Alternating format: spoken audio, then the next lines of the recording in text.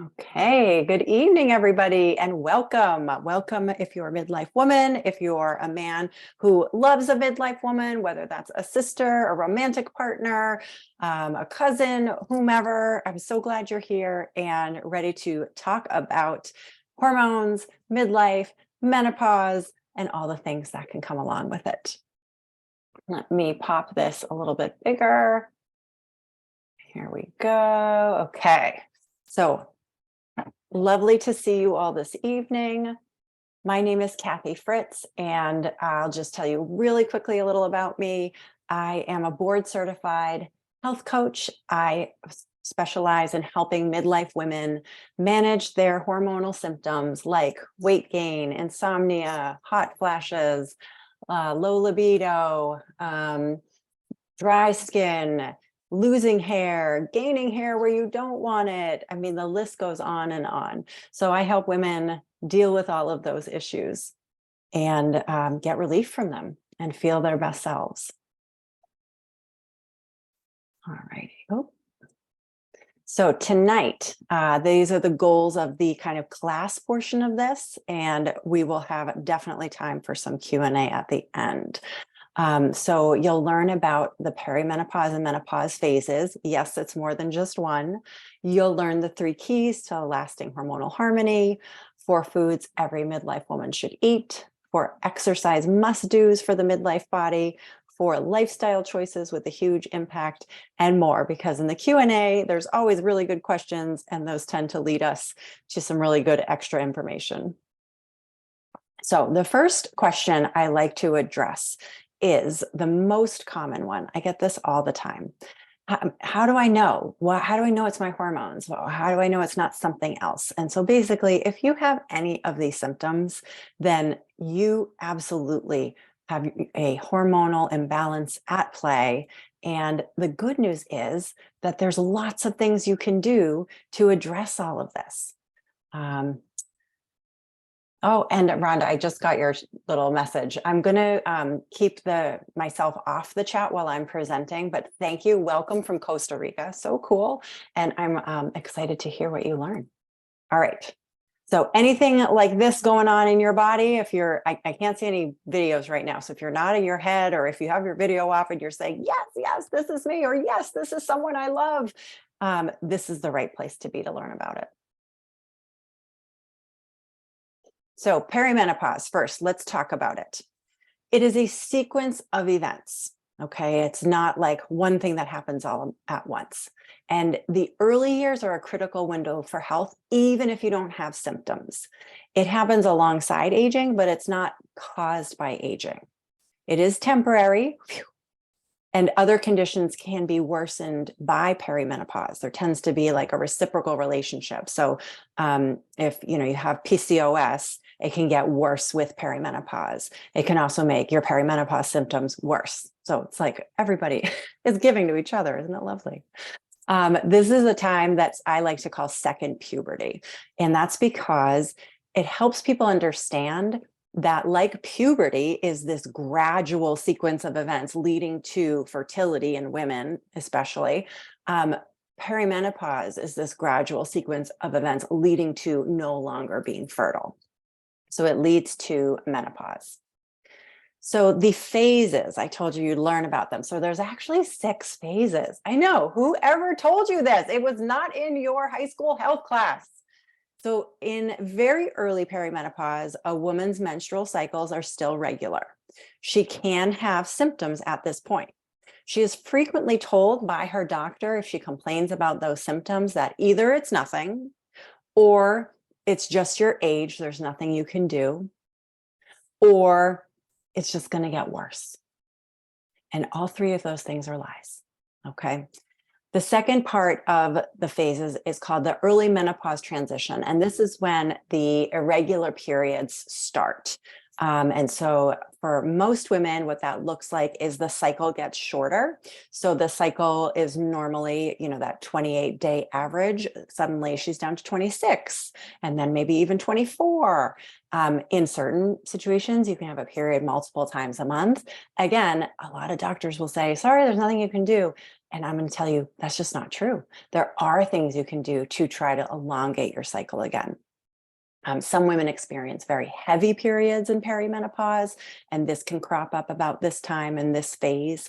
So any period challenges can absolutely be addressed through natural means. The third phase is late menopause. That's when she has a cycle that is more than 60 days.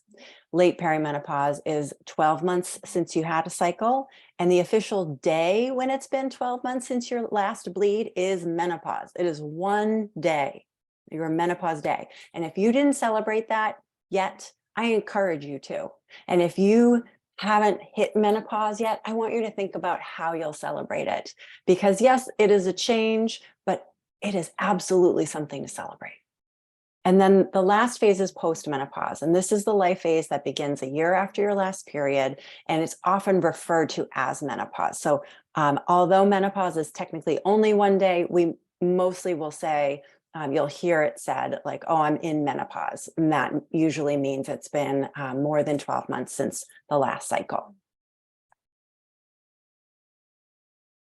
So there are 4 big hormonal changes that are happening during perimenopause and menopause, and they're not necessarily the ones you would think. So insulin and cortisol are the 2 master hormones that I talk about most with my clients because they have this trickle down effect on the other 2 that you hear a lot about, progesterone and estrogen. So those are the big 4. Now you have over 200 hormones in your body. They're still discovering hormones. So if nobody's been talking to you about insulin and cortisol, or if they've barely mentioned progesterone and estrogen, those are the 4 that I really want you to focus on. So I want to pause at different points in the presentation to recognize the gentlemen who are either here right now or who are watching the recording because they know a woman who's in midlife and they want to better understand her. So gents, first of all, you're amazing. You're brave to come. You're brave to watch this later. That's wonderful. And that little snippet of information that I just shared with you, you now probably know more than most midlife women know about midlife and their bodies and what's happening. So as far as what you can do, if you hear a woman and she's talking about her midlife body and challenges that she's having, you absolutely can share, I actually went to a presentation about this. Would you like me to share what I remember? And by asking her permission, you really make yourself very unique, a very unique man in her life. So I want to encourage you. All right. 3 tools for hormone harmony. I promised I would share these. So they are food, movement, and lifestyle. Okay. They are not BHRT, bioidentical hormones. They are not the pill. They are not a hysterectomy. Okay. These 3, I call them levers, you can pull in different ways to absolutely impact your hormones. So let's talk about the first one, food and supplements. So I promised you I would tell you 4 foods for every woman.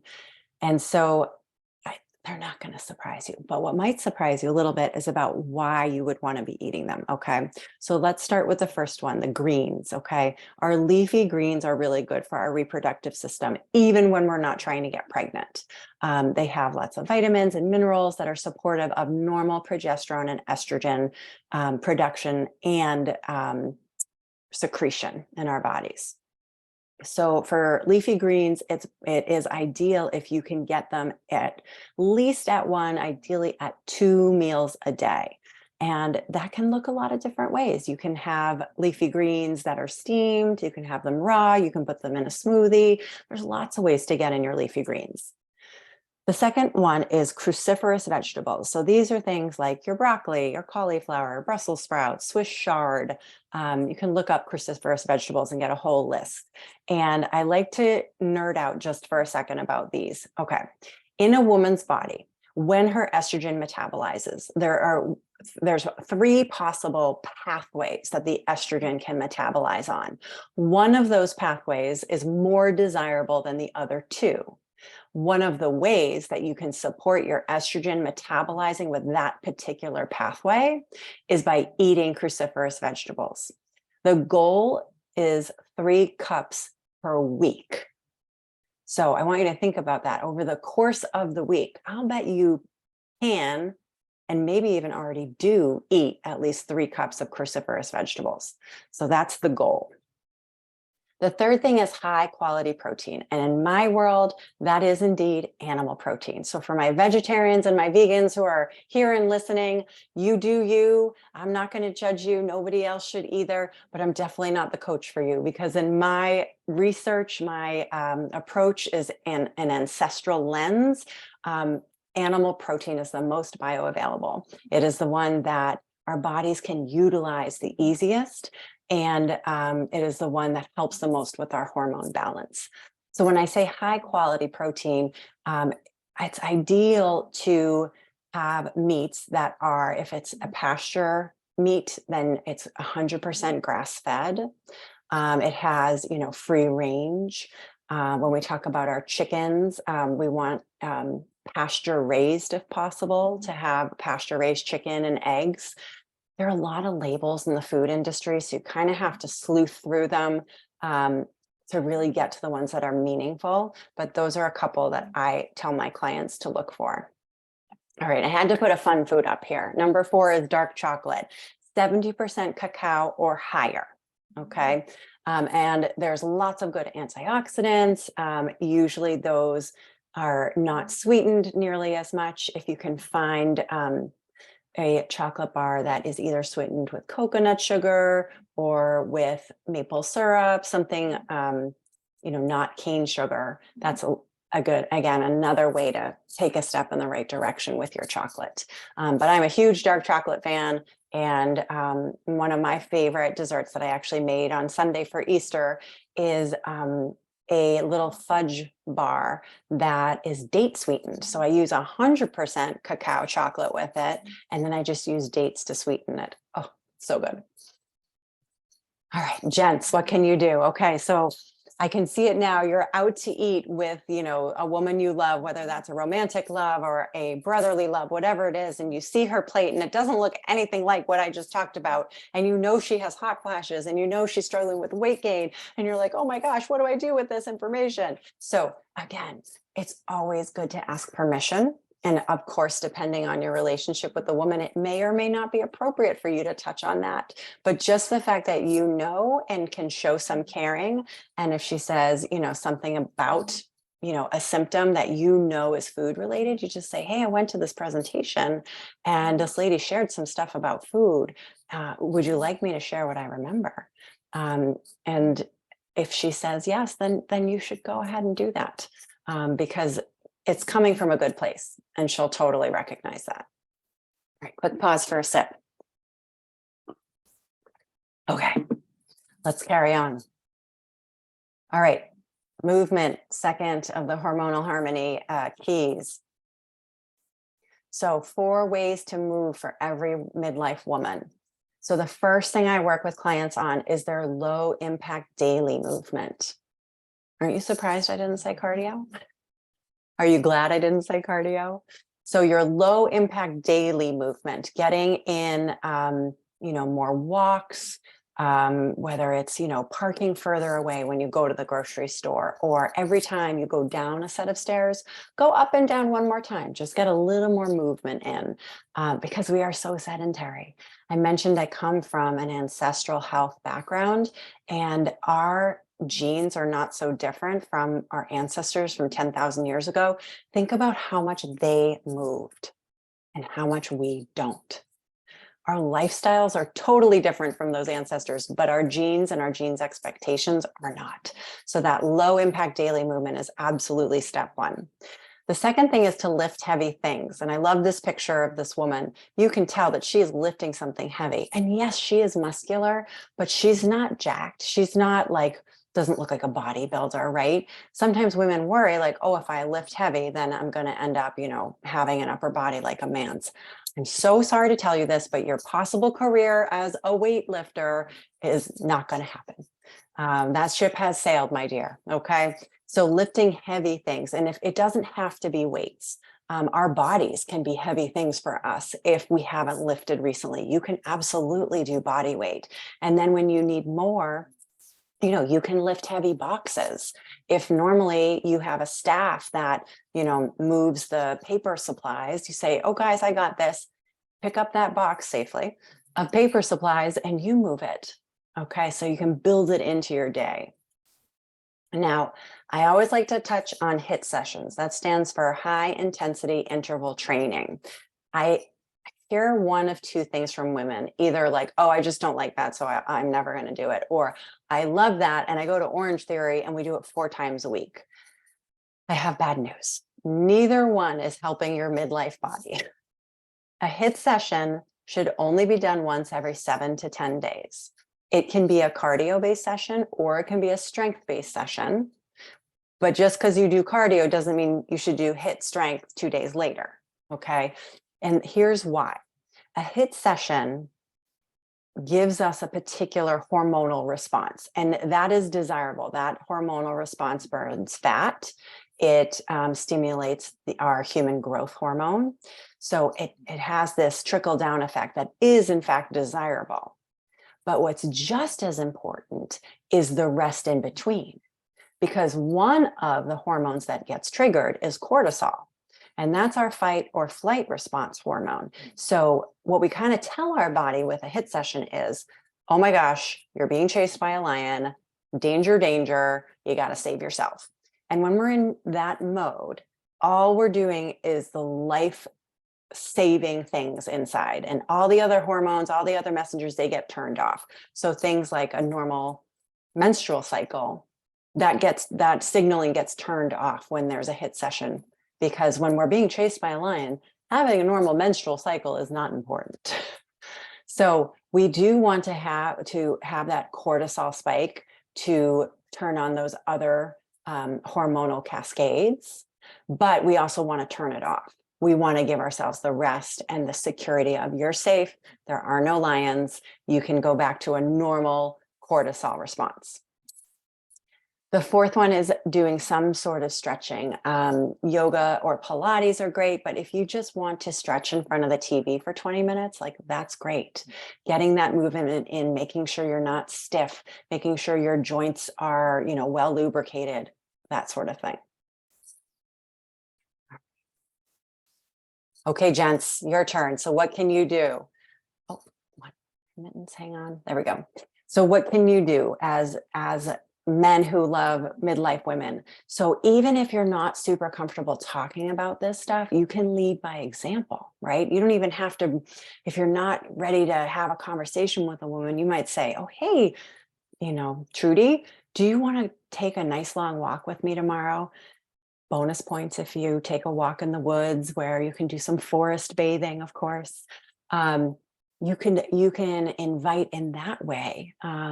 If you are a big fan of your gym time and have befriended a midlife woman there and see her, kind of overdoing it, you can ask her, hey, I heard about this other kind of approach to strength training. Would you like to try it with me? And make it an invitation. So that is a way that you guys can get involved. Okay. Third hormonal key, lifestyle choices. And I just love this picture. Who wouldn't want to sleep cuddled with this little pug? Oh my gosh. Okay, so you have 4 priorities in this area. Number 1 is sleep. Sleep could really be its own key, but I put it under lifestyle. It's essential, ladies and gentlemen, for all humanity. If we don't sleep, whatever our goals are, whether they're, health related, like losing weight or getting in control of hot flashes, or career related, or just being the kind of parent you want to be, or the kind of partner you want to be, or the kind of friend you want to be, if you're not sleeping, you can't. So you have to prioritize your sleep. And that is definitely one of the top things that I work with clients on, is really figuring out how to create a solid nighttime routine, get really quality sleep on a consistent basis. If you think about it this way, if you lose 1 hour of sleep every night for a week, it's the equivalent of pulling an all-nighter once a week. Now, I don't know about you, but the last time I pulled an all-nighter, I was a lot younger.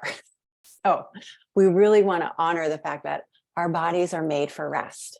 Now, a lot of times I get asked, well, how much rest? And that does differ person to person, but that 7 to 8 hours is a good thing to aim for. But when I work with clients, I'm always encouraging them to make little notes about how they feel. So on a 7 hour sleep night, how do you feel when you wake up? Do you feel rested? Does your energy last all day, or do you slump at like 2 or 3 o'clock? Do you get this weird second wind at night? If that is happening, it's your body's way of giving you information about not having enough sleep and needing more.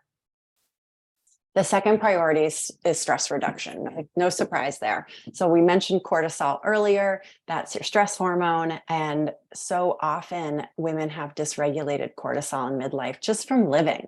It's not necessarily from, one big stressor, although there are those. We're in that sandwich generation, taking care of kids, taking care of aging parents. Maybe we're finally at a point in our career that we've worked really hard to get to. So there are a lot of stressors, but figuring out how to reduce your cortisol response is essential, because again, you're going to have that a lion's chasing me response constantly happening. And eventually your adrenals can't keep up. And you have something called adrenal fatigue. You end up with low cortisol. It's just not fun.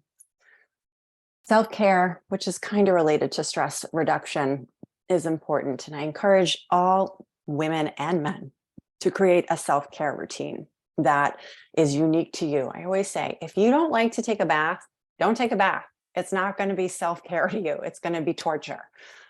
Figure out some non-negotiable self-care habits that really serve you.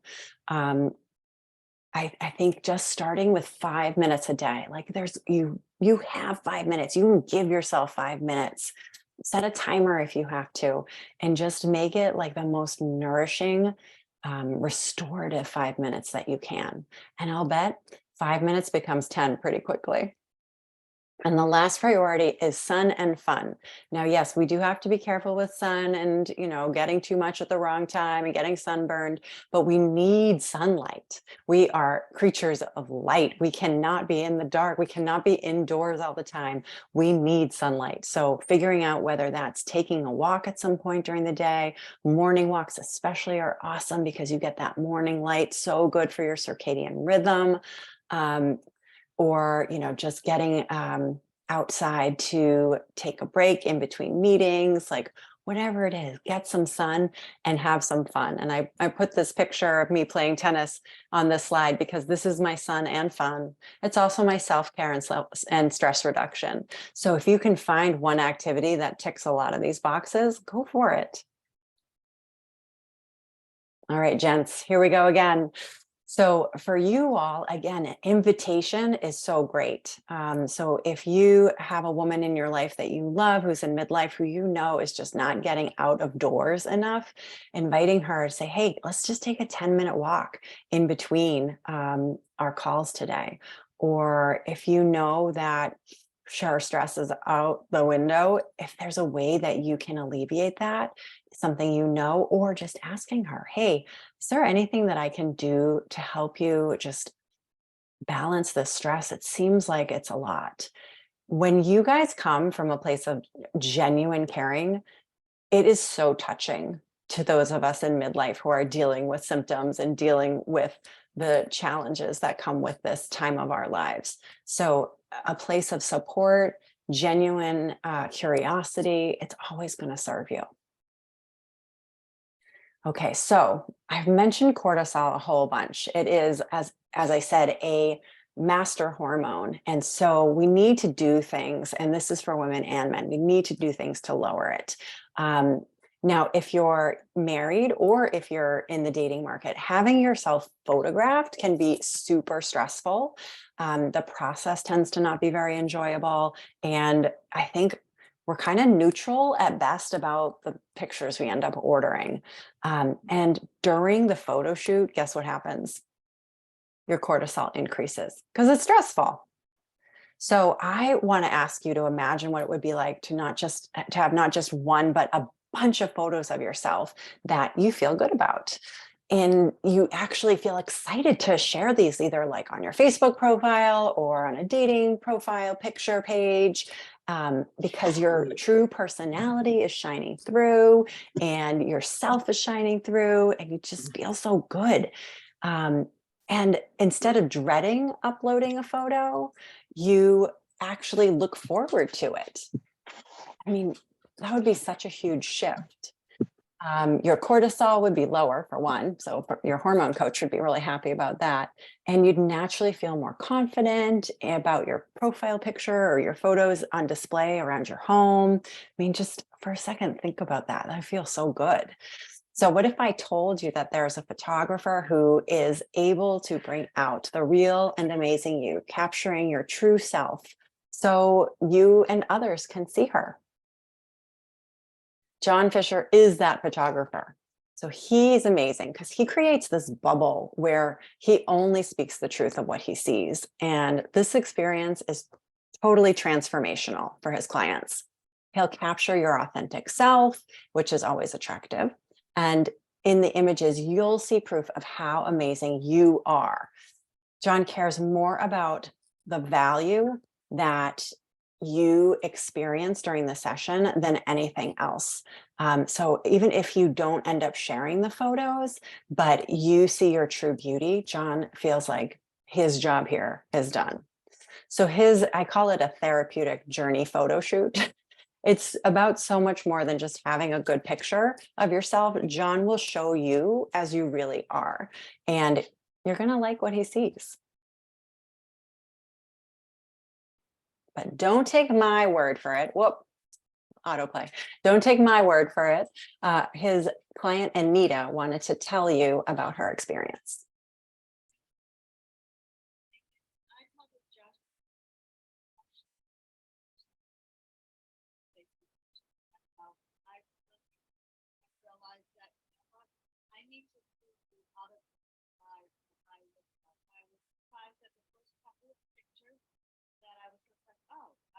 Sitting there having a conversation with them, and I was really kind of shocked at a couple of the pictures. I was just like, oh, wow, I didn't even try. And they're just, candid pictures, and they were, I really felt. Uh-oh, I just saw that Rhonda says she can't hear her. Well, that's going to make this a little difficult. Hold, please. Sometimes a volume is low. Okay. Let me know if this helps. Good about myself. I'm going to be really honest. I always thought, oh, just Nope. beyond my.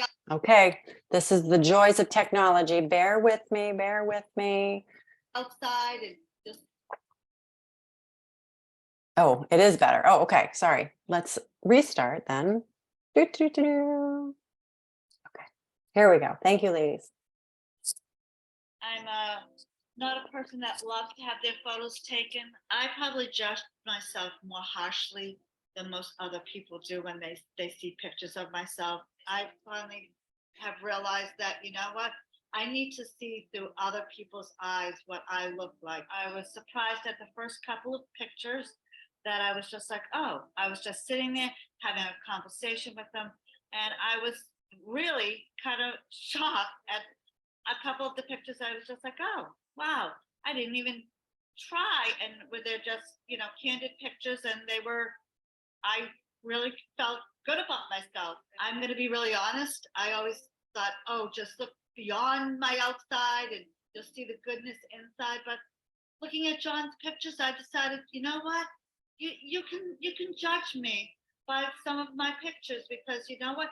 I'm actually feeling better about how I look and who I am by just those pictures, and hopefully that's just a stepping stone. The pictures will show you who I am, and then you'll get to know who I really am inside beyond that. I'm definitely have inflated my ego and ready to put myself out there because of these photos that I did with John.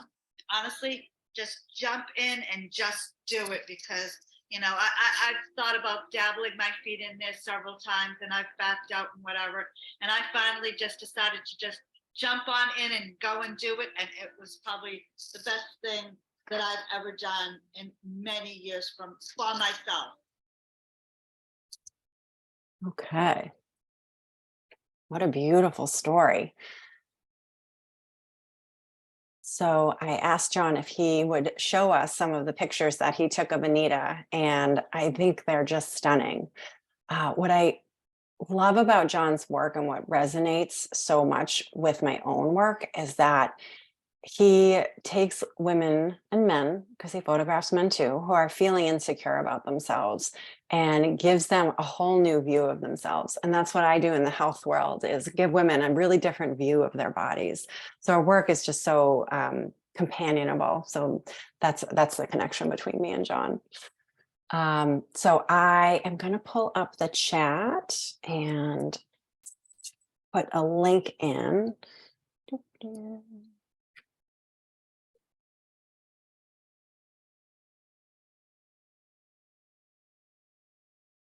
So I'm going to link here where you can find John's schedule, and you can set up a phone call with him to ask questions you might have, and then to schedule a photo shoot. You won't regret it. It really is an amazing experience. Oops, sorry. So getting back to health and hormones and, photo shoots, how will I do this is the next question I get a lot.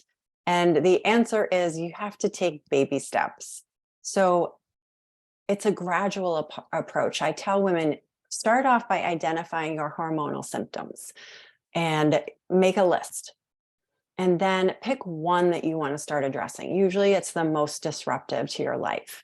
And research what food, movement, and lifestyle shifts you can make that have a direct impact on that particular symptom. But you don't have to go it alone. So I do have a few resources that I want to share with you. So let me grab a couple of links myself. So the first one is my free guide. So I'll put that in the chat here. And remember that the chat does go away with the end of the Zoom. So if you want to have these links open so you can go back to them later, feel free to do that. So you want to download my free guide, 4 surprising ways to reduce your hot flashes, insomnia, and waistline. And you'll get just a lot of great baseline information about how you have to approach your midlife body differently than you did your body that was in its 20s and early 30s, that was really focused on fertility. We're moving away from that fertile time. Another option is that I have a membership. That's for people who, want information that's already been researched, that's already been kind of pulled into one bite-sized chunk. If you are somebody who really likes doing her own research and you really love, taking a look, reading through books and stuff, like, go for it. But if you want something that's really kind of gotten rid of a lot of the tangential pieces and it's just the things you really need to know in midlife, then the course and the membership is really great. But I just love working live with people so much that I have live coaching built into my membership. And there's a private community there as well of midlife women. So that's a nice option. And then if you're somebody who is really looking to make some pretty major changes and you'd like the support of a coach, then I encourage you to schedule a breakthrough call. If this sounds kind of like something that, if these pieces sound like you, then I think a breakthrough call would be a really good idea. So I put that link in the chat as well. So if you're looking to lose the excess weight so you can feel good in your skin, wear the clothes you want to wear and love your body again. If you want to slow down aging so you can live longer, prevent disease, and show up for your family, partner, and kids as your best self. If you want to sleep through the night without interruption from hot flashes so that you feel rested, function better in the morning, and have a happier mood. if you want to feel rejuvenated, energized, and clear-headed again so that you can be productive at work, reach your career goals, and be the patient, loving mom you know you can be. If you want to be strong and active without restrictions and limitations so that you're pain-free, have fun with your partner and kids, and participate in the activities you want to now and in your golden years. If you want to have full hair and glowing skin so you can feel confident when you leave your house and proud of your youthful appearance. If you want to resolve GI issues so you can stop the bloating, constipation, gas, and discomfort and no longer look pregnant. If you want to stop feeling anxious and irritable so you can enjoy your work, participate in your activities, be a present partner, and take care of your kids. And if you want to overcome fatigue so you can stop relying on caffeine, have energy past midday, enjoy going out to dinner, and live an active, joyful, and vibrant life, I encourage you to set up a breakthrough call with me and we can talk about what's going on for you and how I can help. Okay, gents, I didn't forget about you. So you heard a lot of information about people who can help the midlife women that matter to you. So it's awesome. Again, if you ask permission and just say, hey, can I actually, give you a recommendation for somebody who could take a picture that's going to, decrease your cortisol now that you are out in the world dating again? Or can I give a recommendation to you for someone who specializes in women at this age and helping them with their bodies? Just again, asking permission, being curious, it's just going to serve you. All right, we are at the Q&A time. I'm going to stop my share so that I can see you all. And that was a lot of information in not a whole lot of time, but that's on purpose. I like to give information that's useful and then open it up and let the rest of the time be yours and how you want to use it. So you can come off mute if you have a question. You can chat it to the group. You can chat it to me privately, whatever feels right to you.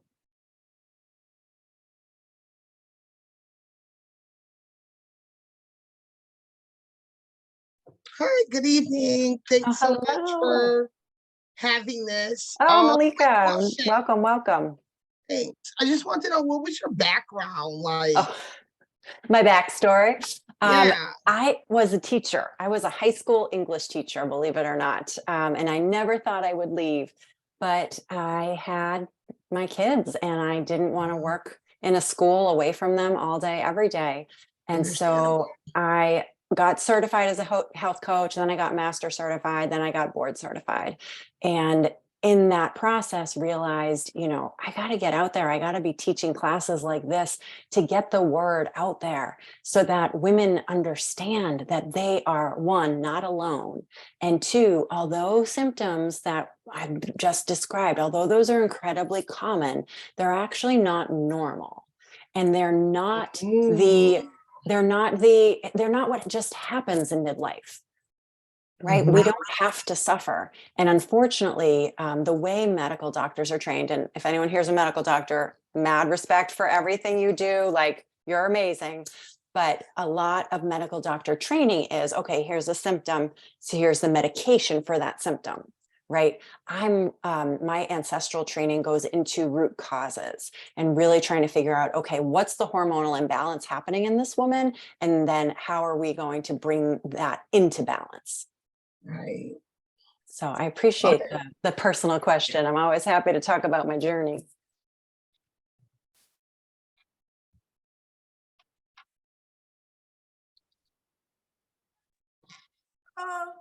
Hi, Sarah. Hi, you said greens with 2 meals. How much greens with each meal? So probably a cup to start at each meal, and then you can kind of play with the amount and see how your body responds. So we don't want to have so many greens that we end up with a lot of gas and discomfort. But something I didn't talk about because I wasn't sure if we'd have time, but I'll mention it now, is poop. We got to talk about poop because you should be pooping every day. If you are not pooping every day, and if it's not a nice shaped log without a lot of effort to get, you don't want to be pushing super hard to get the slug out, then you probably need more fiber. This is what I meant when I said in the information, there's no such thing as TMI. We should talk about poop. We should talk about periods. We should talk about all the bodily functions, because they're all our body's giving us information. So your poop really does give you information every single day about, did I drink enough water? Did I eat enough fiber? Do I have enough, good gut bacteria, all that kind of stuff.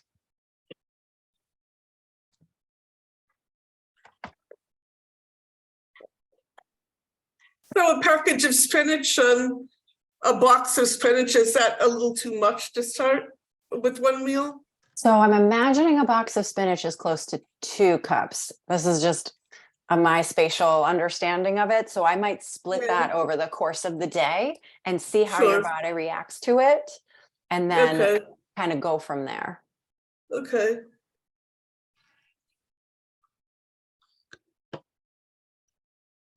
Like the other day, I really thought I was gonna like die because I don't know, I read online about, I forget exactly what it was, but it was supposed to do something. Oh, it's supposed to be like a natural antibiotic and like help to stimulate the bowels and stuff. And so I'm like always into these different things where it's like natural, like, oh, let's see how this works or this or whatever. And so I went and bought parsley, and I didn't read the article clear enough where it was like, 10 sprigs maximum. Okay. And so I did the whole bushel. Oh boy. I did. And I can't say, well, it said that, you could have toxification or whatever. Mm-hmm. I don't know if I'm toxified or not, but Well, if you're okay right now, you're probably all right. yeah, I It'll said, move well, it I'm through your still body. breathing. I'm Yeah. still breathing. It'll move it So- through your body. But I definitely did a whole bushel. That's probably so here's the kind of saying for all things: Mhm. start low and go Yep. slow. Yes. So that's a good approach to everything. And Yes. one thing, Malika, that you said that triggered a thought that I had. So I know you were trying parsley as a whole food. An area that's really starting to grow like exponentially is marketing supplements to midlife women, because supplement companies know there is money to be made because women are uncomfortable and they are suffering, but they don't necessarily want to go on medication for it. So they see that this is a real money-making potential for them. So here's my little spiel on supplements. Why would I? Yeah, I wouldn't. For me, I wouldn't do a supplement only Mhm. because I know that I could go and get a food product, Yeah. an herb, or something like that, and do it myself. Like I So could crush it down and I love that. I love that approach. There are situations where it's hard to get enough of a particular vitamin or yes, mineral from a food, yes, in which case yes. supplementing is okay. But what I tell women is supplements are usually a short-term support. They're not usually meant for long-term use. So if you're getting marketed to by, I don't know, something like, I've heard Happy Mammoth. I haven't even looked at it, but somebody said something once about Happy Mammoth.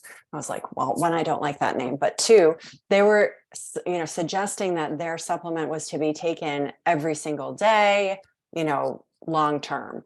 And again, I don't, in my training and my research, I have not seen a situation where supplementing long term, a general hormone health supplement, is necessary. Most of it you just excrete through your urine.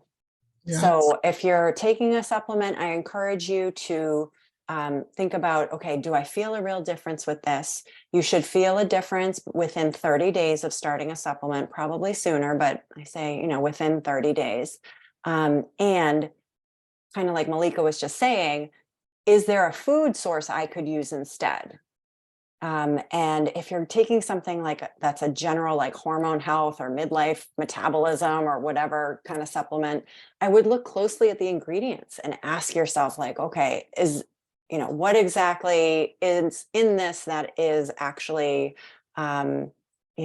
supposed to be helping me, and how much of it is there, and how bioavailable is it? And really, I would say I would rather see women spend their money on quality food than on supplements. Food Yeah. first. All right, I have a couple questions in the chat I want to talk about. Hot flashes, phytoestrogens. Okay, so yes, phytoestrogens are great. You're going to find a lot of those in your brassica vegetables, cruciferous vegetables. So I'm on board with that. If you're going to do flaxseed to get your phytoestrogens, make sure that you do not buy ground flaxseed because it is probably rancid. So your body's just going to kind of flush it out. You do Wow. want to grind flaxseed, but you want to do it yourself. So like I don't eat eggs right now. I'm taking a little egg break. And so I've been doing a lot of the flaxseed eggs when I need eggs in something. And so I just take a tablespoon, I grind it in this little coffee grinder I bought just for grinding flaxseed. And then I do my water with it and I make my flaxseed egg. So yes, to phytoestrogens versus HRT. So here's my approach. I have no problem with bioidentical hormone replacement therapy, and that is the HRT that's being prescribed now. They're no longer prescribing equine hormones, so you don't have to worry about that. My belief for myself, and it tends to be the belief a lot of my clients have, is let's try food, movement, and lifestyle changes and habit formation first. If that alone does not work, then let's try BHRT. You want to be under the care of a practitioner who specializes in this, and that might not be the gynecologist you've been seeing since you had your babies. So make sure it's somebody who really understands BHRT. There should be many check-ins as you start it. They should not be prescribing it to you and saying, okay, I'll see you in a year. They should be checking in with you as you go. And that can be a virtual appointment. It doesn't have to be in person. But there should be that kind of additional support that's happening. And from my reading, again, I'm not an expert in this, right? I'm all about food, movement, lifestyle, but I have read extensively about it because it is such an important issue and topic for us to understand as women. And my understanding is you start with progesterone only to see if that helps. And if it doesn't, then you add in the estrogen. You do not, my understanding is you do not do estrogen only. You start with progesterone only, then you add in estrogen if necessary. Progesterone can be delivered in a few different ways, cream, oil, or tablet, okay? I am not a pellet fan. From what I've read, does not make me comfortable, but you have to do your own research. You have to decide what feels right to you. For the estrogen patches are really popular right now as a way to do that. There's also vaginal estrogen as an option. And that is a different discussion, but just know that that exists, that vaginal estrogen does exist. It's really helpful for the symptoms that are more vaginal or bladder related. So if you're somebody who's having a lot of leakage, or if dry vagina is like just totally destroying your sex life, like vaginal estrogen might be a good option. But again, there are food, movement, and lifestyle things you can do to address incontinence, to address dry vagina. So I just like to put that out there. Okay. What is your primary advice regarding insomnia? Oh, great. I have great and terrible nights, not consistent. Oh, girl, I feel you. Okay. So sleep, I talked about how essential it is to your overall health, to like living life in an effective way. So there's a few things with sleep. One is blue light. So that's actually not just, light from screens. Our lights from our light bulbs can really mess with our melatonin and cortisol timing. So I encourage people, if they're having a hard time falling asleep, to start to really dim the lights, get light out of their lives. If they can do like the candlelight thing, just for a few nights to just kind of see what happens. Light is really disruptive to our circadian rhythm. The other piece is I think a lot of us power through what I call the melatonin spike. So at night, our melatonin spikes and our cortisol dips. When we ignore that melatonin spike, it's basically us telling our bodies like, nope, got to carry on, like, strap in, here we go. So what happens is our melatonin, which was here, and our cortisol, which was here, they actually end up going inverse. And the melatonin dips and the cortisol spikes. And that's that second win that we talk about. So if that's happening, again, I encourage you to dim those lights and really be sensitive to like, oh, I'm feeling sleepy. I wonder what would happen if I went to bed right now, and just get curious. Try moving up that bedtime a half an hour, or if that feels crazy, just 15 minutes. And then the next night, do 15 minutes earlier and just see what happens. If you are really struggling with sleep issues, I would want to dive deeper into, okay, what exactly is happening? Are you not falling asleep? Are you waking up and you can't go back to sleep? When you wake up, are you having racing thoughts? Or, do you end up getting up? What are your habits around that? Is it incontinence related? Are you waking up because you have to go to the bathroom? Depending on the answer to that, there's different supplements you can try, essential oils, lots of different tools for supporting a good night's sleep. Okay, you're very welcome, Padma. I'm so glad it's helpful. Oh, you're very welcome, Rhonda. What other questions do you have?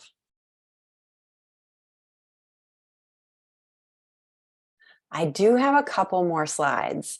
I didn't want to take up all of our time with it because I wanted to make sure there was time for questions, but I do have a couple more slides. Do you guys want me to bring them up? Okay. Yeah. Okay, I cool. do have a quick question. I'm Oh, sorry. go ahead, I Malika. should have been quicker on the draw there. But you had mentioned flaxseed, and you were talking about like ground versus the other type of flaxseed. Now, I saw one where it was called mulled or milled flaxseed. Okay. Is that the same as ground? I would think so. Okay. Yeah. Yeah, because it was like, Flaky.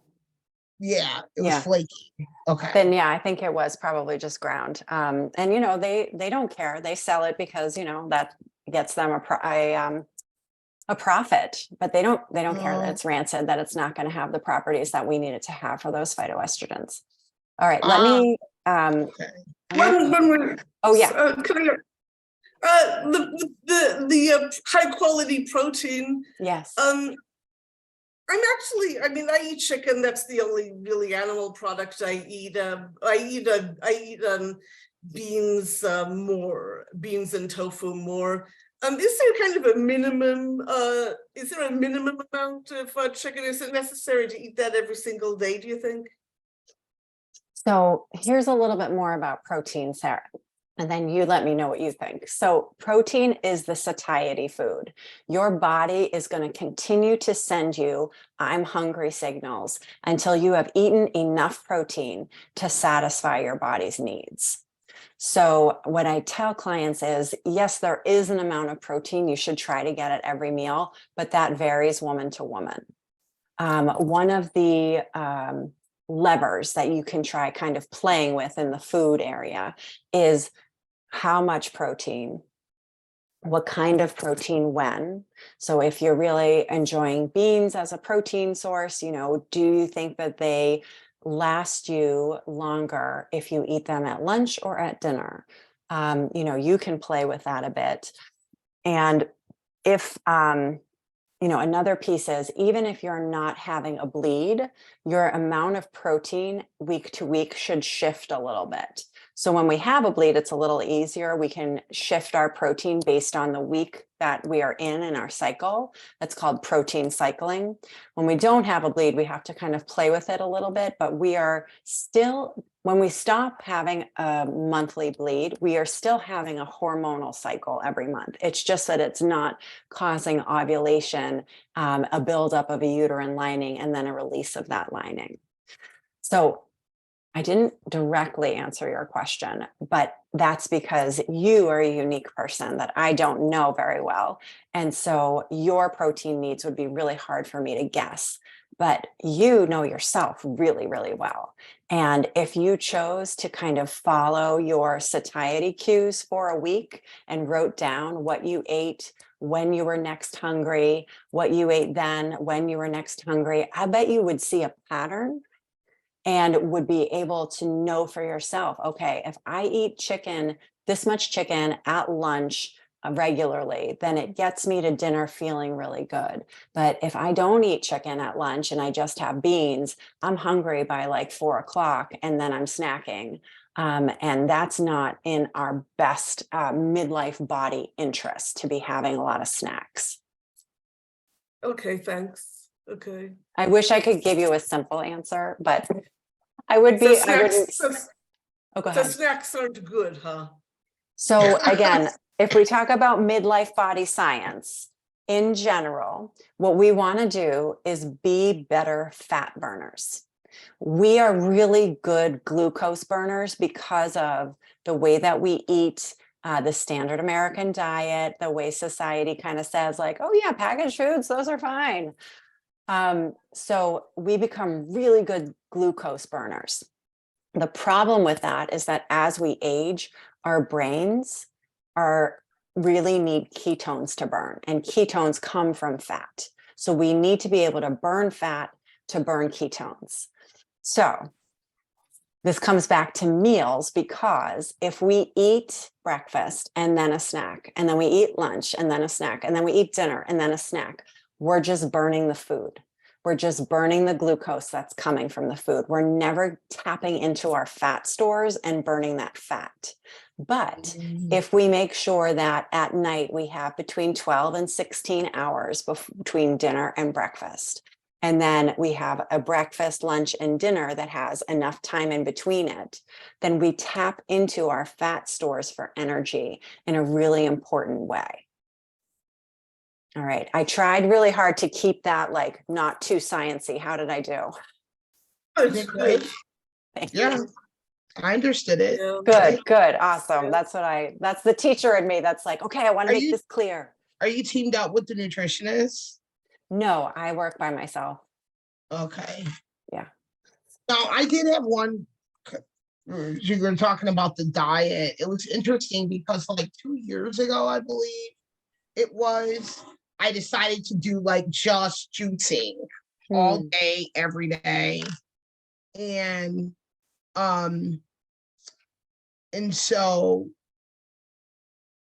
I didn't have a period, I think, during the whole time I juiced. It was interesting. Isn't that? Yeah, so I just did, obviously you can only juice vegetables and fruits. We can't juice meat. No. So, yeah. So it was just fruits and vegetables. And I did it for like 60 days. Wow. And yeah. And I look back, I don't think I had a period. It was very interesting. I was like, wow, I didn't have a period. And then of course, when you're doing something weird like that, you don't stick to it very long. And then once I went back to my regular diet, everything went back to third cycle or whatever. But yeah, it was just very weird. It's interesting you brought up the protein because that reminded me of that period. Can I offer you my lens that I look at that through? Mm-hmm. So if your body is not cycling, not having a monthly bleed, when you are still usually having one, this is so early perimenopause, before the cycle irregularity, then you're doing something to stress your body out. because your body is sending the signals to the ovaries like, do not ovulate. I repeat, do not ovulate. Stress is here and we cannot get pregnant right now because that would be more stress. So do not ovulate. Right. Yeah. When I was juicing, that's what happened. Well, aren't you like a great self-detective then? You're figuring this No, out. I love it it. was so weird. I didn't have a period. Yep. Well, now you know why. Mm-hmm. All right. Any other questions? I love that, you know, sometimes one person's questions kind of sparks another one. All right. Well, we can always come back to it, but I will shift to my screen share again. And I will share with you, not that, there we go. One of my special topics. So this doesn't always come up in the questions, but I do feel like it is like the secret question most midlife women have, and that's about libido. Low libido is one of those symptoms that women don't come to me for it, but it tends to come up when we're working together. And so I like to go over this when I have extra time in these presentations, because I think it's really important to talk about our sexual health. So the first thing I like to mention is if you are thinking that maybe your libido is low, is it possible that social norms are dictating your belief about where your libido should be? So I always give the example. I am obsessed with the books, the Outlander series, and they've been made into a show. If you haven't seen it, it's on Stars. It's amazing. It's about a woman who time travels, and she meets this Scottish rebel. They fall in love. And the most unbelievable part of this whole series is how Claire is ready for Jamie like that. So when I talk about social norms and libido, I like to give that as an example for maybe that's not very reasonable. Maybe that is not actually what women should do or can do. So I like to just put that out there as the first piece of the libido topic. The second piece is to consider additional factors that might be impacting your libido. So stress or sleep disturbance. I told you before, if you're not sleeping, nothing else is going to be happening. And that definitely includes your libido. Because again, if you're stressed or not sleeping, your body's like, procreation? No, thank you. Because remember, even when we are menopausal and no longer cycling, for our bodies, for our genes, having sex is about procreation. So if we're stressed or not sleeping, body's like, procreation? No, that's totally not an interest here. The second is fatigue or body pain. So fatigue and sleep are certainly linked. If we're low energy, then libido is not going to be the thing. It's going to be like, oh my gosh, when can I have my next meal? And when can I get back into bed, right? Those are going to be the priorities. And pain is a whole different area. Like my practice doesn't delve into pain as the primary experience my clients have. There are health coaches that only focus on pain because it's so disruptive to the body. I will just share that one of my clients said to me the other day, you know, when we started working together, I didn't even think about this, but I just noticed that my joints have stopped hurting. So it's amazing sometimes what a little food movement and lifestyle changes can do around pain. But truly, with a lot of pain, your libido is not going to be very good.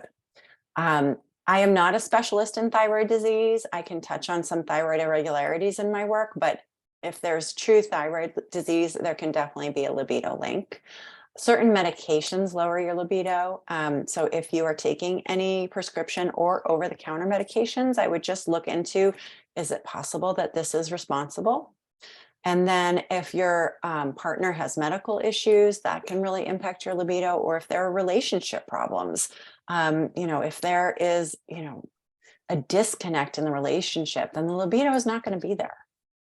So the true hormonal issues as related to libido are these. Painful sex, dryness, and prolapse are kind of their one category. Vaginal elasticity and decreased sensitivity. And those three are things that we can do, pull the levers in the food, movement, lifestyle to help with. So addressing those specific things. So first with food, you can get more zinc through food or use a zinc supplement short term to see if that helps with your symptoms.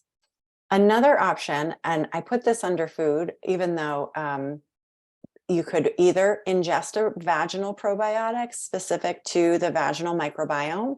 I don't know if you knew that your vagina has its own microbiome different from your gut microbiome. Or you can do it as a suppository and insert a probiotic into your vagina to help with the pH balance. In the What's movement, a vaginal probiotic? Like, so there's a couple of strands, I forget off the top of my head which ones they are, that are really good for our vaginal pH. And so they actually will be advertised, or like on the bottle, it'll say vaginal probiotic. okay. And you can get those online. I mean, Whole Foods seems to carry everything these days. I don't necessarily believe that Whole Foods always has the best quality. I think, sometimes they ride their original organic, wave into, oh yeah, food was organic. Now we've got everything amazing. I don't know that I buy that. But you can look up a vaginal probiotic online and you could find some. Okay. In the movement category, you can do core and back strengthening to help with those muscles, because remember, when you have an orgasm, there's actually a muscular response, as well as pelvic floor physiotherapy. So there are physical therapists, but there's also specialized pelvic floor physiotherapy people that's all they do is help strengthen those muscles. So that can help with the bladder control piece and prolapse, but it can also help with enhancing your orgasms as you age. And then in the lifestyle, this is really the longest category because there's a lot of things that you can do. So you want to make sure that you're not using any products that have fragrance. I mean, any products, certainly anything down there. You do not want to use fragrance, not good stuff. If you're a smoker, that would be a really good thing to give up for a lot of reasons, including your vaginal health. And if you can avoid antibiotics, that can not only mess with your gut microbiome, but it can mess with your vaginal microbiome. So antibiotics should really only be used when absolutely necessary. I mentioned earlier, vaginal estrogen should only be bioidentical. You can get that from a gynecologist. It is expensive and is often not covered by insurance. So just something to be aware of and look into before you go getting that. There's something called vaginal laser therapy, which sounds terrifying, I know, but I have talked to a number of women who have done it, and although briefly uncomfortable, they find that it works like magic. What it does is it irritates the tissues inside of the vagina, causing growth, causing skin growth and cell rejuvenation. And so it really helps with the elasticity, the sensitivity, and the lubrication abilities. Speaking of lubrication, having a really good lubricant right in your bedside table is a must. I'm a fan of Good Clean Love. I have no link or sponsorship with them. That's just the one I use, and that's the one I recommend. Vaginal moisturizers, again, are another option for really trying to help with that whole system. And you can actually use essential oils for libido. So there's oils that you can inhale or diffuse that are libido supportive. You can dilute essential oils and use them in the bedroom, and it can create a nice warming sensation. So lots of different options here. And then, gents, what you can do. So I think the biggest thing, gentlemen, is understanding, is coming from a place of patience and understanding and openness again, being willing to communicate, being willing to have the conversations, and just being as supportive as you can, because it can be a touchy subject, whether you're in a long-term committed relationship or you're dating. This is hard. It's a tough one. Oh, Rhonda asked about the oils. So let me show you my book that I have.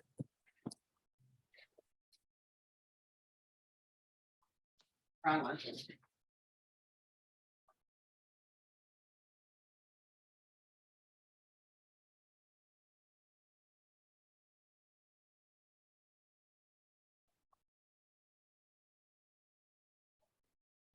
Okay, I must have loaned it out because it's missing, but it's called Lucy Libido. There's an oil for that. And it's a whole little book about essential oils in the bedroom and using them for helping with different parts of the libido. So one of my favorites is called Ylang Ylang, Y-L-A-N-G, Y-L-A-N-G.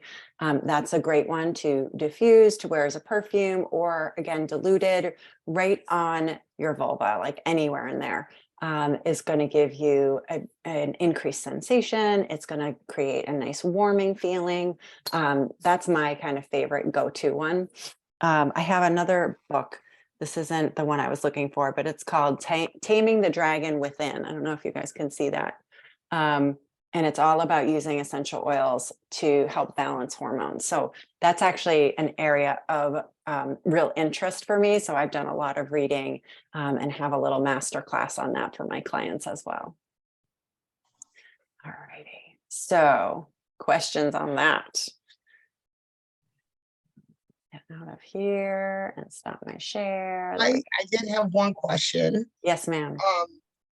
So, okay. Just going back to the lifestyle slide, I noticed that noni steams weren't there.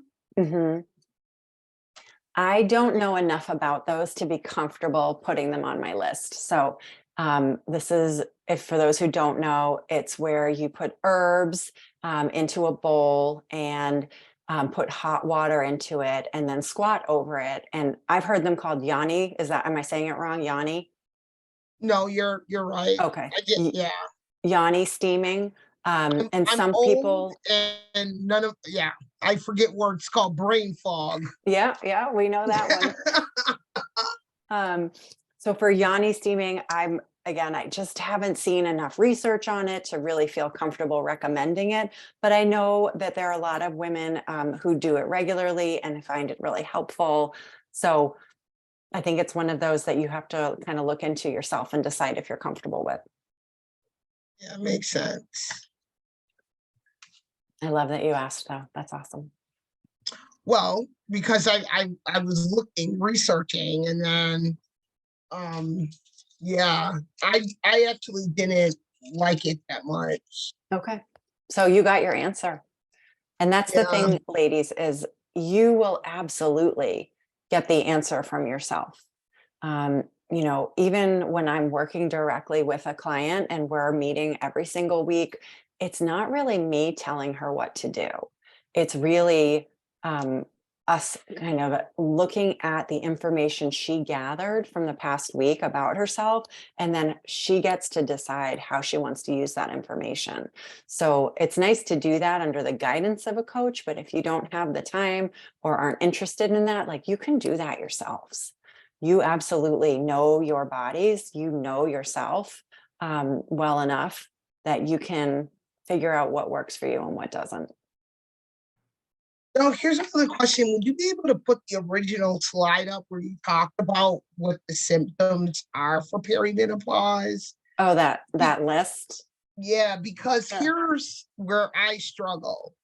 So numerically, yes, I should be in perimenopause. But technically, I always feel like I don't have anything except for like brain fog, which brain fog could just be because I really don't get any sleep. Because I just don't get any sleep. I'm up late on the internet. I'm taking classes. I'm bowling. I'm just being ridiculous. And so you don't know if your poor sleep is due to your lifestyle or if you just don't sleep well. Yeah, no, I know my poor sleep is due to my lifestyle because it's literally the same lifestyle since college. That's what I'm saying. Like, yeah, Oh, right. it's due to I just never changed my sleeping habits. Mm-hmm. Like at 1 o'clock, that's when I want to go out to Denny's in the morning. Wow. Yeah, Wow. I just never changed my habit. So, you know, so my brain fog is, I know, directly related to the fact that I went to bed last night at 4 o'clock in the morning. It's a true story. And I was up at 8 for work. So I got 4 hours of sleep last night because I was on the phone until 4 in the morning. And so my thing is, I just don't know. Because numerically, yes, technically I'm supposed to be in perimenopause at 45. So, but I can't say that any of these things I'm actually experiencing. So that's why I'm like, well, I wanted to see the list again. Yeah. Okay. Well, here's the list. And so just because you're in perimenopause does not mean you have to have symptoms. But if you remember from this slide, this is true no matter what. Yeah. So you're in this critical window for health now that is going to impact your longevity and how you feel during that time. Right. So that would kind of be my message to you, Malika, would be, okay, so it's great. You don't have a lot of symptoms right now. That's awesome. Yeah, today, who's to say what's about to happen tomorrow? Right. So there's that. But even though you don't have symptoms, this is your window. This is your critical window for pulling different levers so that as you age, you feel your best and you can do the things that you want to do. Right.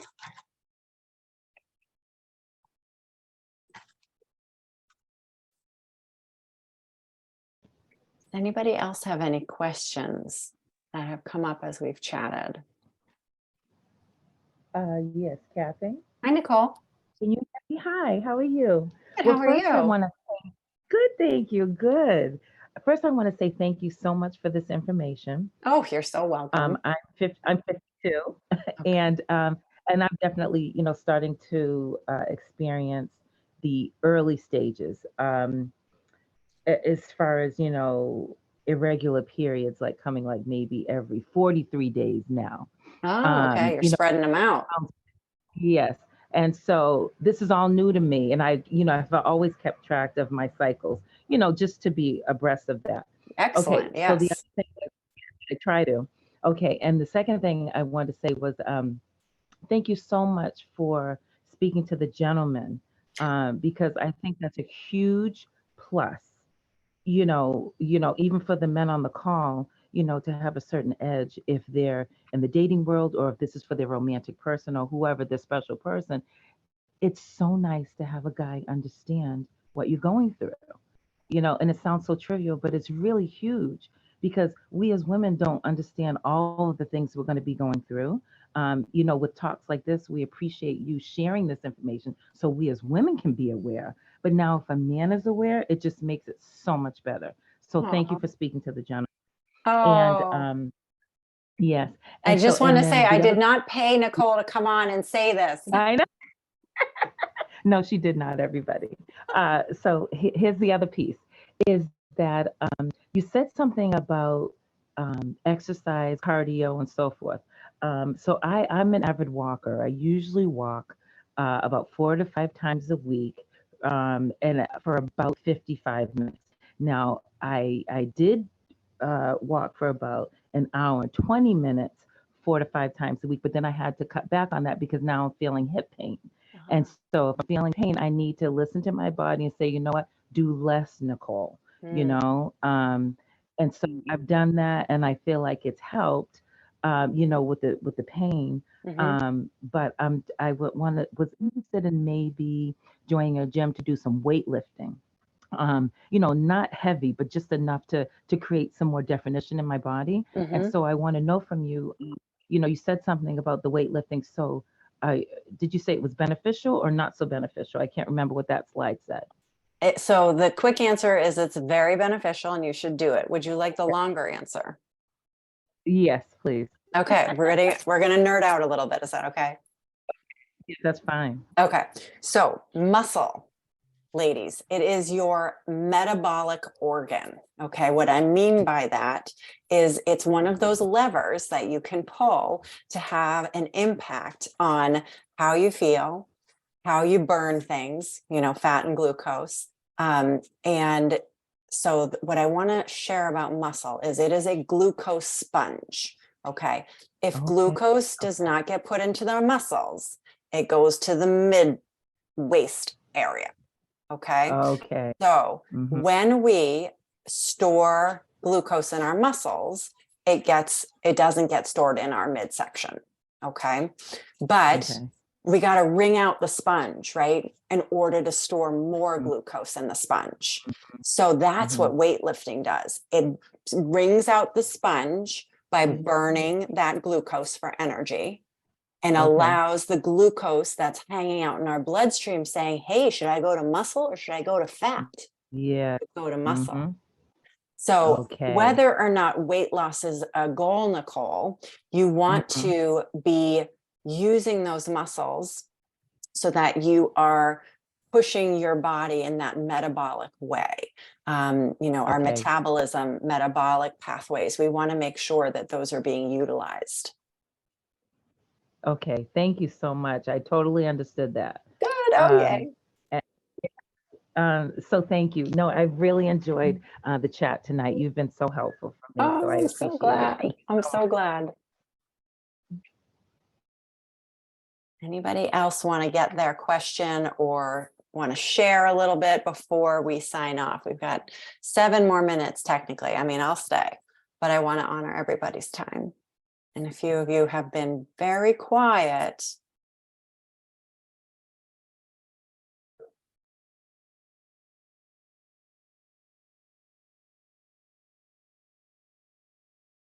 When I was in teacher school, one of the things that they trained us on was wait time and being comfortable with silence.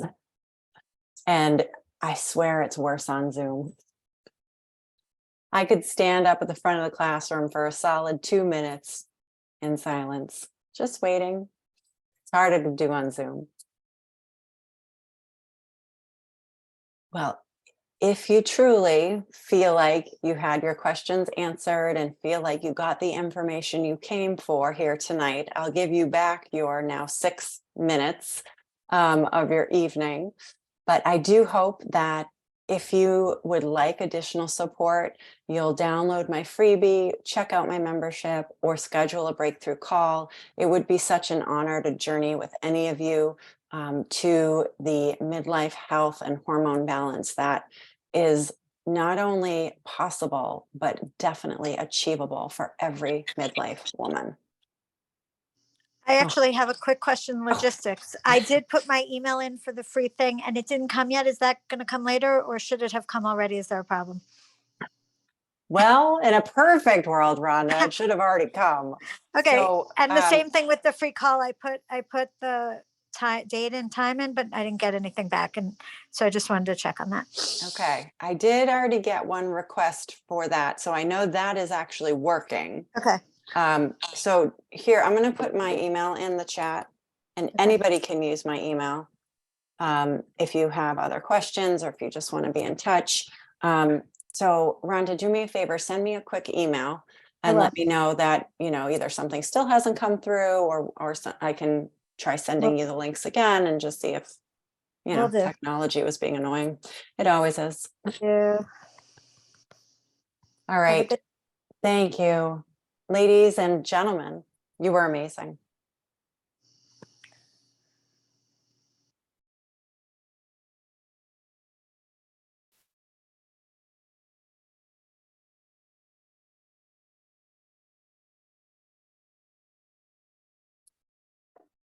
I'm sorry, can we continue to ask questions? Yeah, or- yeah. I was just letting Oh. people who wanted to go. Okay. So is there a test where like you can take to find out if you're menopausal or perimenopausal or postmenopausal or So of course, there's always tests your doctor can order, right? But I'm unimpressed by those because your hormones actually change day to day, month to month. So they can certainly look at your luteinizing hormone and your follicular stimulating hormone, that's your LH and your FSH, and look at the ratio, and they can like make a guess. I'm much more interested. Sorry, LH and FSH. Those are the, you're welcome, Catherine. So those are the two that they typically order to see if you're quote unquote like in menopause. I'm much more interested in your symptoms. So what are you experiencing? And I think that is really indicative of where you're at. There's something else. So here's another thing about testing and why I'm not like super impressed by it. So a blood test looks at your serum level of different things, in this case, hormones. Your serum level and your cell level are not the same. And guess which one is going to make you have particular symptoms? Your cell level.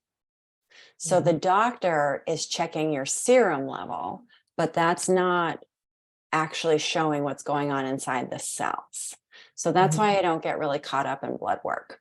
There are a couple other tests that you can order, usually through like a functional medicine doctor or chiropractor, something like that. And one is called a Dutch test, DUTCH. And that's a urine test, and that will look at things like your estrogen metabolites. So remember how I mentioned there were 3 pathways that your estrogen can follow to get out of your body? So it looks at those 3 pathways and can actually tell you how much of your estrogen is being metabolized on which pathway.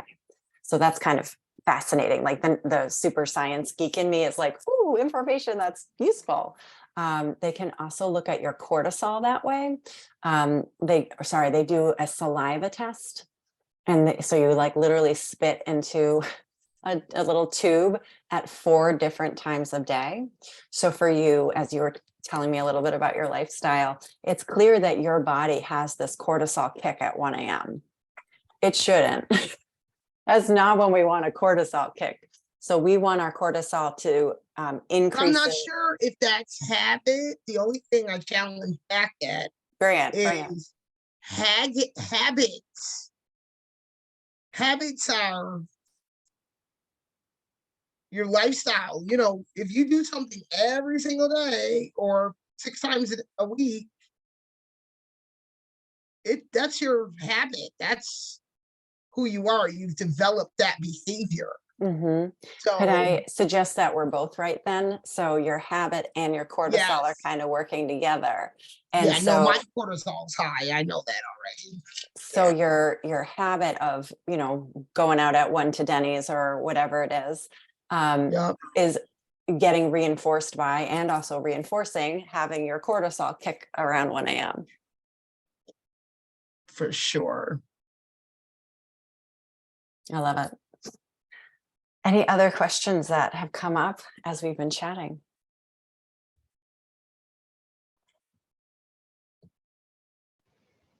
Okay, I have one last one. Go for it, Nicole. Yes, I have one last one, but you can give me your quick, short answer. Okay. So I'm thinking, and I'm not in this area yet, but what about am I saying this right? Bioavailable hormone replacement therapy? Am I saying that right? Yeah, or Okay. bioidentical hormone replacement therapy. Yes. And I think Suzanne Summers was the head of that whole movement. If I'm wrong, you can correct me, please. So can you tell us a little bit about that, in like a short, not too long, because I'm trying to respect the time here. So can you just touch on that and what your opinion is on that? Sure. So I have no problem with BHRT. And I know for some women, it really changes their lives. So thank God for it. Okay. My Yes. personal approach is let's try food, movement, and lifestyle habit changes first. Let's Okay. see if those Mhm. pieces move the needle for you and your symptoms. If they don't, Mhm. let's find you a practitioner who specializes in BHRT. Now, Okay. although I don't, I have done a lot of reading. And so Mhm. my understanding is it's best to do progesterone first, progesterone only Okay. first. See if that Oh, helps. okay. Then Okay. your practitioner, the reason I want you to see someone who specializes in it is because they should be following up with you pretty regularly. It's not like you give it to, you receive it and you see them in a year. Right. You should be kind of regularly checking in with your Okay. practitioner, Mhm. and it can be a Zoom. It doesn't have to be in the office. Okay. And so if Okay. the Mhm. progesterone only is not effective enough over the course of whatever timeline you and your practitioner agree on, then is when you would add in the Mhm. estrogen. Progesterone should be delivered either through oil, cream, Okay. or Okay. oral if you're really having trouble with sleep. Otherwise, the oral is Okay. not really indicated. I Okay. am not a fan of the pellet method of delivery Okay. for hormones. Mhm. Estrogen should be delivered via a patch or via a vaginal Okay. cream, not Okay. as a pellet. And I don't believe Okay. it's indicated orally anymore. But again, the Okay. last I read about it said. Okay. Okay. Well, thank you so much for that Yeah, information. yeah, no problem. And thank you so much for everything in your time. We know you have a family, and so a beautiful family at that. I love to Thank you. hear. Thank you. I was like, Uh, oops, oh well. no, I love that. I'm glad you shared that. Thank you. No, thank you so much for your time. We truly appreciate you. Oh, well, thank you. I hope you'll stay in touch. Yes, absolutely. All right. Good Now, night, I have a new everyone. progesterone because I bought it just because.